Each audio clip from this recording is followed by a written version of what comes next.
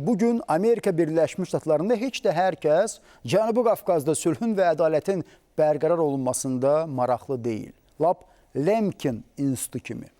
Qurum Amerika Birləşmiş Ştatları prezidentinə Ruben Vardanyanla daxil olmaqla müharibə cinayətlərində ittiham olunan erməni əsilli şəxslərin Milad bayramı münasibəti ilə azadlığa buraxılması üçün Azərbaycana təzyiq göstərməyə çağırışlar edir.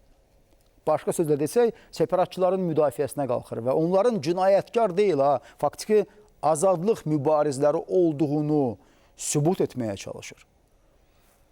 Bu nöqteyə nəzərdən Azərbaycanın qeyri-hökumət təşkilatı nümayəndələrinin dekabrın 25-də Donald Trumpa ünvanladıqları açıq məktub son dərəcə aktualdır.